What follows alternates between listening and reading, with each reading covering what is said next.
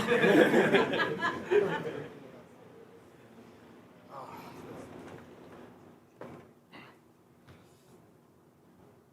got the mic? Ode and then who's next? Like Blake and then we'll go around.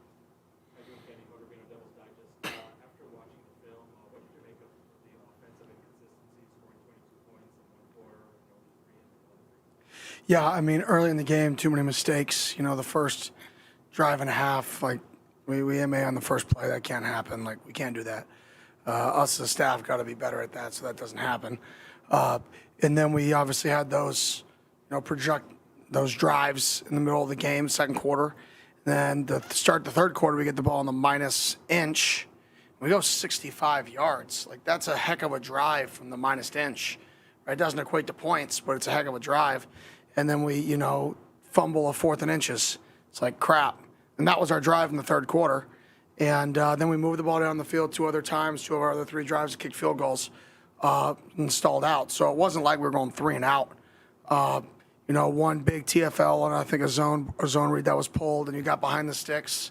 But our productivity on early downs is not our problem. It's we just can't finish drives. If you look at all of our right now, our stats, because that's why stats are useless, is we're productive moving the football. We don't score, right? And that's a problem. And this week it was 4th and inches, and, we can't convert. Last week it's sometimes whether it's a 2 week, whatever, 2 weeks, 3 weeks ago, whenever we put Iowa State, it was holding, right, when we tried to score. So, it's a different thing every week, which is the unfortunate part. But we are moving the ball, which is usually the hardest thing to do, right? So hopefully we can figure this out.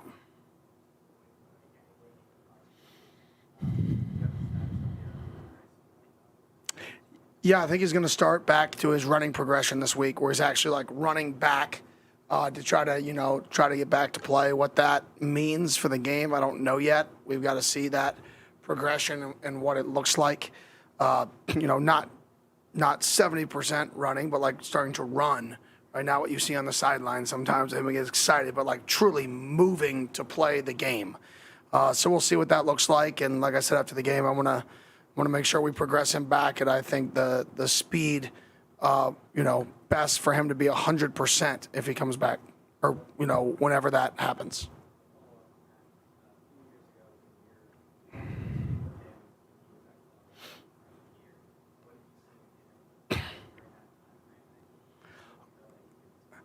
Yeah, I didn't watch the tape. I saw him live for a little bit when I was at Oregon. We played him, and he's just so twitchy. His acceleration was like, oh my gosh, that dude could separate.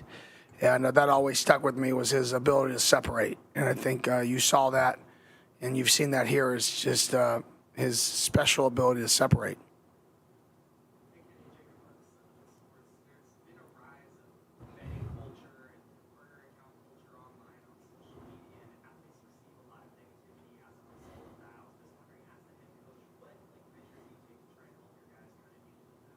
I mean, nothing other than tell them this random person, can say whatever he wants, and he may not even be a person. Okay, cool. I don't know. If you look at that stuff and you want to look at that stuff, great. You just got to be ready for the negative, because it's never good enough. That's the problem. The world wants to see you fail. 90% of people want to see you fail, so it's never good enough. Everybody should be fired. Everybody sucks. Nothing is ever good. You win games, you still lost them, right? According to some people, you play great at a position, you still sucked because of the one play, right? That was on social media. So I think if you get trapped in that, I try to teach the guys to not get trapped in that and to stay focused on how do we get better, and singularly focused on that, and hopefully we don't get as distracted by the other.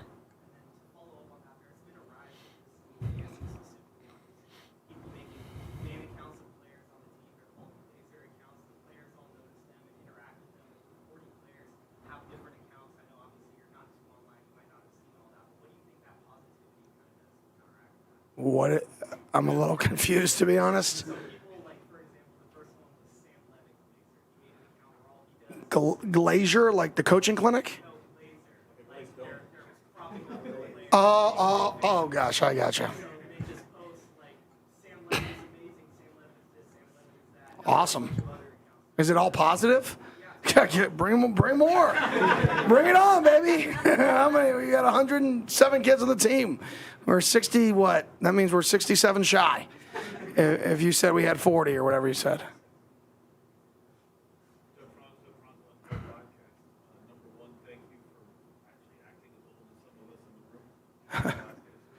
Following up Chris's stuff from Saturday with NIL, after listening to your answer, are you more positive than you were?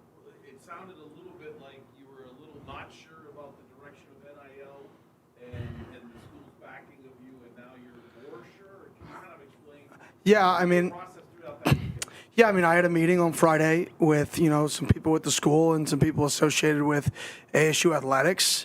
And I left that meeting knowing that the university is going to be very, very supportive of the football program and that we're going to have the backing of the university just to be as successful and to be a competitive and successful program. And, I try to say the truth. So, like, if I say something and then, that truth changes or, I want it out there that the university and the president and the athletic department is backing football. I think that's important. I don't know if I've ever publicly come out and said that. I've always said I want to be better. They are supporting us. I think where we're still missing is we're still missing in the local businesses. We're still missing in the big donor base. Our casual fans, unbelievable. Sold out every game. That's unbelievable. Are you kidding? The sold out crowds. It's loud. Like people on the radio are talking about us. We're activating the 99%. Right, we are. It's awesome. Like this year's been remarkable from that perspective. The university is now doubling down. They're in. Where we're still missing, and it's such a vital piece, is the city, the businesses in the city, and the big-time high-end donor base. That's where we're still searching to get connected here in some way, shape, or form. And I haven't done a good enough job creating that connection yet. But from a fan perspective, from 99% of people we are in an unbelievable direction, and the university is 100% behind it. A couple of predecessors ago of yours told me once you spent too much time trying to change academia and move things forward and not enough on football. How are you move a lot faster than academia does and or support from a university. How are you doing balancing everything that it entails to be a 2025 football? Yeah. It's a lot. Don't sleep as much. You just got to keep going. There's not much downtime. It's not, you don't just get to sit there and relax very often. You got to, solve this problem, solve that problem, go get this fixed. Obviously I'd love to do more football, but, when you're building something, you got to build it with the most important things and the things that you can actually stand on through the test of time. I said it, I think, after my game. My job is to build a program, not a team. Right? And then my job is to coach the team. And our coach's job is to coach the team, but I'm trying to build a program. So I kind of have two jobs at the same time, right? I'm building a program while also coaching a team. And there is a fine balance there. Hey, Kenny, Julia Lopez with Arizona's Family. Just going off of what Doug was saying, what businesses are you guys trying to get with you guys to just represent you guys? Everyone. If our play, I'll give you I can't say specific sometimes because there's corporate sponsorship, conflict, and I can't get into it. But there's local businesses here that I truly believe have elevated their platform by naming food items after our players. And they're now all over, potentially. There's opportunity for real NIL here where our players are being branded. Your company is seeing that. You see the support. The community wants to go support you because you're supporting the athlete. And we can do that at such a high scale. Every restaurant, if you don't have a food item named after an Arizona State Sun Devil, why? I don't get it. $500 a month, $1,000 a month, right? It's a business expense because it's a marketing expense, right? If you're a local company and you want to engage community, or if you're a new business and you want to get people involved, what better way to get your brand out there to the city than utilizing our players? So everybody thinks this is like a race to, I can't give a $70,000, $700,000 deal. No, we have a city behind us. If every restaurant in our city gave a kid a $500 or $1,000 a month deal to advertise them for them, I don't know the math behind the amount of restaurants, but I feel like we'd be in a good spot. And I know we're not going to get all of them, but what if we got 25% of them, right? And I think that's the last piece of this thing that, and I'm never satisfied. I want to keep pushing, right? But I do want to say, like, the university has, they've been very, very supportive. Now it's, the fan base has been unbelievably supportive. Now it's, okay, this last step.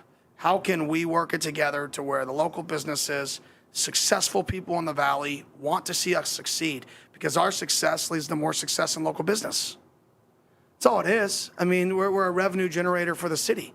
So if you're a local business guy and you have nothing to do with Arizona State, well, our success can help your business, and our success helps the city that you live in, right? So how do we work together with each other to take this next step of the program? Because I think we've taken steps in really activating the Valley. I think that's that final piece, and it's every single business. It's not just restaurants. It's car companies, right? It's literally everything can get involved. And then you mentioned just how many players you want to have a chip on their shoulder. Just how fitting is it that you have these guys that were overlooked and you guys are now turning to them to, take over this team and lead this team? Yeah, it's awesome. It's awesome to watch guys step up when they get their opportunity. And that's the unique part, is usually when you have a lot of injuries to key players, close games don't go your way. It's usually how it works, right? Well, somehow close games are going our way because our players are just so connected still that in those moments. And to see those new guys step in and step up is pretty cool to watch. Chris Cartman, son of a source, somewhat related, I guess, to the NIL thing is there's only going to be one transfer portal window now in winter, and it's a couple weeks in January. You have a lot that needs to get accomplished, I would imagine, given how many seniors that you have on the roster that are going to be departing. How do you feel about having only this one period, and how would you summarize what all needs to get accomplished? Yeah, I don't know yet until after. I'll tell you if I like it or not. I know it's going to be chaotic. I do like the fact that, you have time to figure out what you need in the portal. So you're kind of, you're making sure your guys want to stay here and putting all your time and effort into your own team first in December. And then you can say, okay, these are the needs that we have. You can educate your team on the needs. You can have real conversations. Listen, we're going to go take blank in the portal if you guys come back. If one more person wants to move elsewhere, then we're going to have to take this amount in the portal. So you can have really honest conversations with your guys about the future so everybody can make the best decision for themselves. And then you can go to the portal with a plan and hopefully execute on that plan. But that's going to be, that January time is going to be very, very chaotic in college football. What about with school starting, like, around the time that the portal ends and there's going to be kids visiting and all? How do you make all that work? Yeah, the school is going to be, I haven't talked about this one yet, but I would assume the school is going to be really supportive to help us get guys in late. Skip does an unbelievable job, the head of academics for us. His family's worked in football their entire lives, and he does a really good job helping get guys into school, even if they're a couple days late to the semester. And then we also have, we have three types of, we have A, B, and C. So if we couldn't get a guy in a certain semester, we have little mini mesters within our semester. So we could always try to get somebody in a second or a later semester within the semester. Hopefully that doesn't happen. Hopefully we just get guys in faster. But the school and the size of the school and the resources the school has being online definitely helps us get guys in. And one more question on this. Without revealing whatever secrets that you don't want to give away,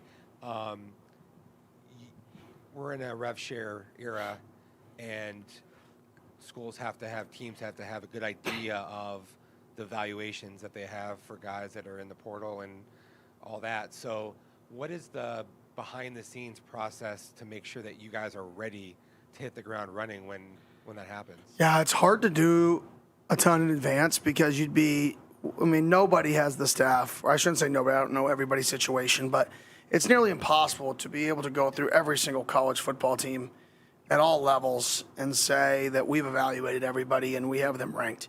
In the NFL, you have your 32 teams, and you can have your, everybody on all the rosters you can have an eval for with your entire department. So if somebody goes into free agency, right, that's easy. It's not the same in college. In college, it's like a mad dash to evaluate people and to call people to get information. And so it's a combination of, do you have enough connections that you can trust to lean on just as much as it is your evaluations? It's the people in your building calling the people you trust and them just not selling you a bag of goods, them telling you the truth about somebody or a situation. So it's kind of by the seat of your, just flying. And you start to know who's going to go in the portal. I mean, sometimes now, and middle of December, early December, I think there's going to be a huge wave of people that announce it. So you can start at least watching film. Can't contact, but you can at least watch tape. Hey, Kenny, Damon Allred, Arizona Sports. With the emphasis that you've placed on moving people in the trenches, and then you have kind of the development that you've had this season where 3 offensive linemen get named to the PFF Big 12 Team of the Week last week, and then on defense with the goal line stands as well. Just what's been the key to that turnaround this season? Yeah, I mean, games are won at the line of scrimmage. Very, very simple. I think we've practiced a little more physical. We've talked about it. I think our D-line has done a good job stopping the run most of the year. We've had a couple games in there where there's been some schemes and some runs that has given us problems. But when it's man versus man, I think most of the time we've done a solid job. And then offensively, it was good to see the offensive line play well. Thought that was our best game in pass protection by far. And then we were firing off the ball a little bit better. That's a team that moves so much that it's hard to get your targets right because all the movements. And but our ability to set and pass protect was, I think, a critical thing in the game. Hey, Coach. Ryan Myers, Devil's Digest. Talking about the transfer portal stuff that we've been talking about all day so far, with Jeff being a guy who could have left at the end of at last season but didn't and chose to stay, do you kind of maybe take some of his story as a success story to take to other people in a way of like, hey, that if you stay here, opportunity arises. There's a chance to make something out of it in the way that maybe somebody like Jeff did? Not really. I'm very big on, what do you want? I want people who want to be here. If a kid in our team doesn't want to be here, he shouldn't be here. This isn't a hostage situation, right? And I don't ever want that to be. I want our culture to be guys who chose to be here, not tricked to be here, not, very good sales pitch to be here. No, I want to be here. This is where I want to be. There's no other place I'd want to be. This is it. And so, no, I really don't get into all that with guys. I'll give them, the facts of the questions that they're asking me, but I'm never going to sell them on one direction or not. If they ask my opinion, I'll give them my opinion, give them my honest opinion, but I'm not going to give my opinion unless they ask, right? My job as a college, in my opinion, is to help these guys succeed, right? So if somebody asks me a question, I'm going to give them the right answer. If that's good for ASU, great. If that's bad for ASU, that sucks. But the last thing I want is to trick a kid to stay here, because even though in the temporary that sounds really good and we'll win social media, yay, we kept the guy, everybody's fired up, we will lose in the end every time, because that's how cultures get broken. And I want guys who 100%, want to be here, want to graduate from here, want to become a legend here, want to be here and come back to games like Scat's coming back for the Arizona game. I want guys who are vested in this place and want to be a part of it. Hi, Kenny. Max Pitt at Walter Cronkite Sports Network. Focusing on the game at hand this week, two-parter real quick. Firstly, this is the second straight week you're facing a true freshman quarterback, with Julian Lewis making his first home start after what he did 2 weeks ago against the team you just played. And then secondly, with what you see on tape, what are maybe the positive things that this Colorado team does and what Coach Prime has been able to do? It's been a hard year for them for the most part. What have you just seen on tape from them as a whole and their quarterback? Yeah, I think they play hard. I think their defensive line is good. I think they play hard. They get off the ball. Quarterback, he's a guy that I recruited for a little bit. I offered him at Oregon, and he's a really good player. You could tell he could locate the ball well, especially vertically down the field. And that showed up in the West Virginia game when he played, his ability to throw the ball vertically down the field. But I think this is a team that plays hard, and I think it shows up. They've had games that didn't go great, and then they had games where they, beat good teams. So we're no different. And we're here and then here and then here and then here. Like, we can't just be like good an entire game. So it's definitely a team that's dangerous. Hey, Kenny, to kind of bounce off that with Coach Prime, with what he's been able to do over the past couple of years. I know it's been a rough stretch recently, but I think he's increased the enrollment at Colorado by a significant percentage just as the student population as a whole, and what he's gone through with his health issues and things like that. I guess, what have you kind of taken from that and the way he's battled through everything? Yeah, I mean, it's pretty cool if you're looking at it from his perspective. Like, he's won 300% more games this year than the year before he took over. Pretty good. You know what I mean? So life's about relativity. So relative to when he took over that program is 300% better, not including what you just mentioned, just wins on the field. So, I mean, sometimes you got to put things in perspective. And I think he's done a great job there. I mean, people are talking about Colorado. Recruits want to go to Colorado. They've won, like I said, a high percentage more games with him than before him. So, I mean, and he's battled a bunch, and it just shows the type of person he is. He's a fighter and a winner, and that's shown up at Colorado since he's been there. Coach, now Roseburg State Press. As someone who's been playing so well on defense, with Keyshawn also being on the leadership council, how big of an influence does he provide the rest of the defense and a lot of the younger guys? Yeah, got engaged yesterday, by the way. Keyshawn Elliott. Yep, if you saw that on social media, congratulations. We should all thank his fiancée. She was a big reason he chose to come here. She had family or friends out here, right? So we should all, thank her and buy them baby shower gifts, or not baby shower gifts, wedding gifts. Sorry. You can buy me baby shower gifts. You can buy them wedding gifts. But no, it's pretty, he's done such a phenomenal job. I mean, talk about just an A-plus kid, A-plus player. I mean, he is everything you want in a football player that represents Arizona State, and he's playing at a super high level right now. Coach, good afternoon. Andrew Hazlett, Devils in Detail. Now you've played all 15 other teams in the Big 12 as a head coach. Have you learned anything from playing them for your first go-around? Yeah, it's tough because everybody's so much different. There's so many different play styles in this league. In other leagues, play styles are similar. Like, you're going to need a 4-down. They're going to jump to odd weak side overhang. They're going to play, 3-match. They're going to play man-free. They're going to bring simulated pressures, right? It's almost like you get a very similar picture every single week, and the challenge is how do you change how you attack a team is more the challenge.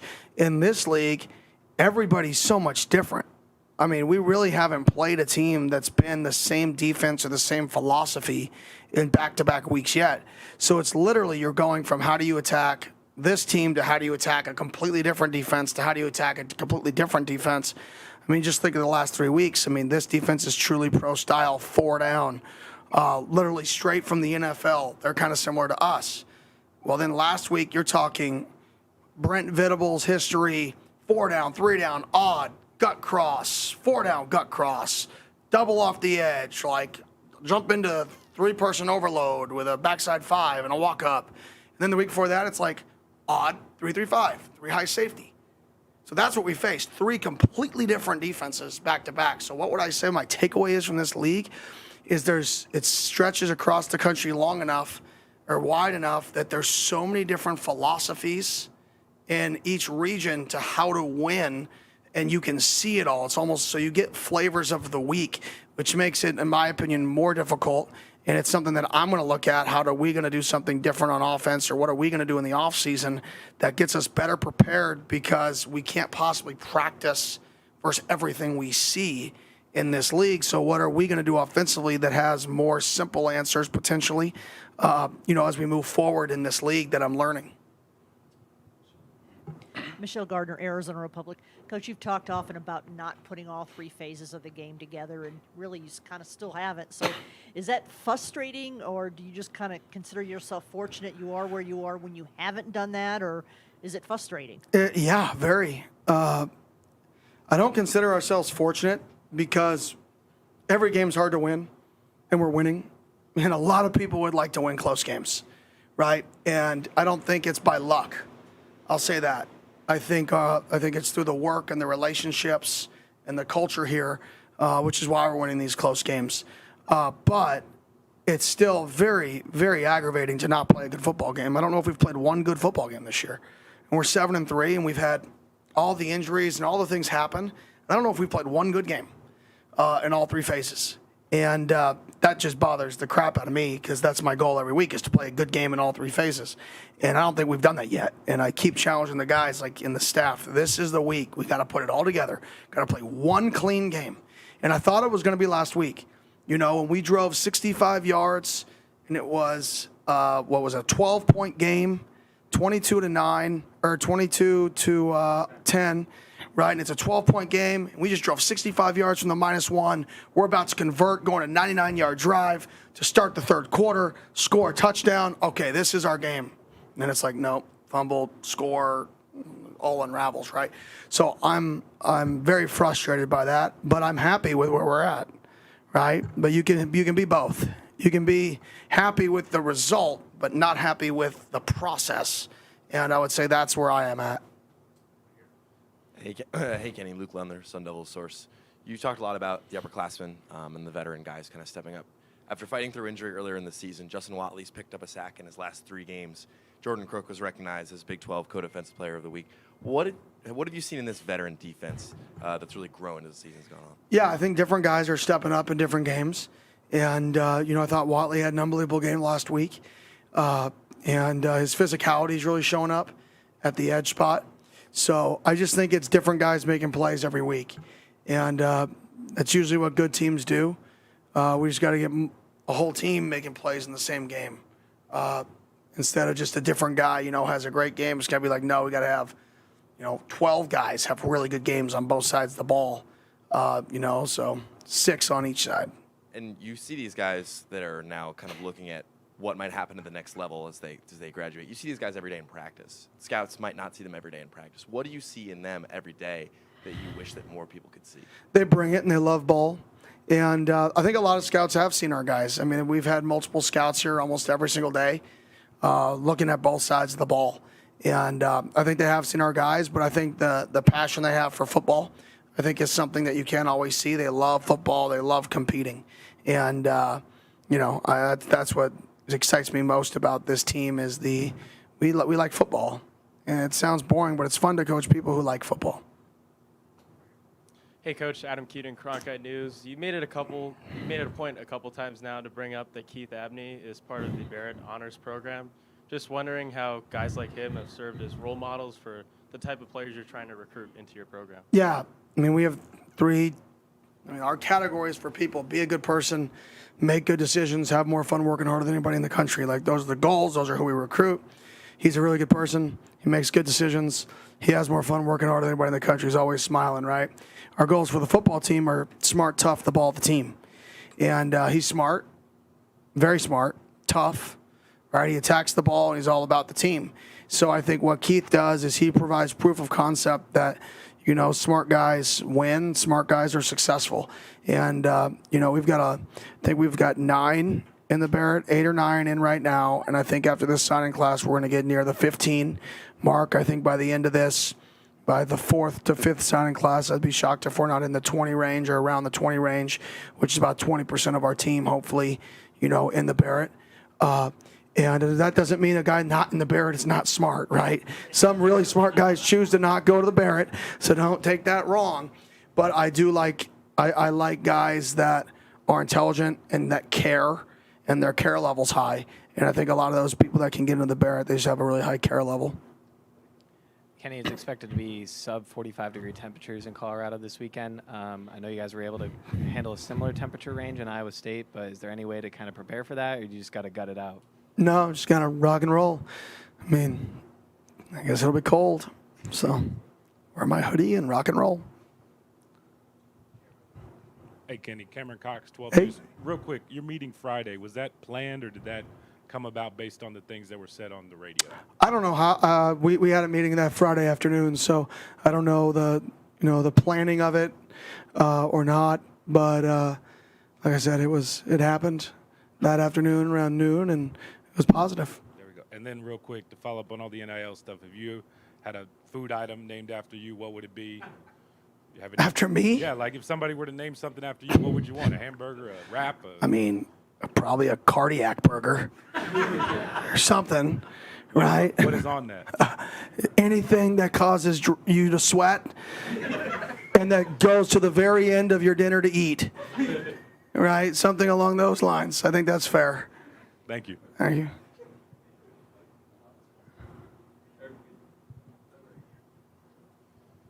Number one, do you want to shout out to any people that are spending their money paying for their kid to go to Barrett?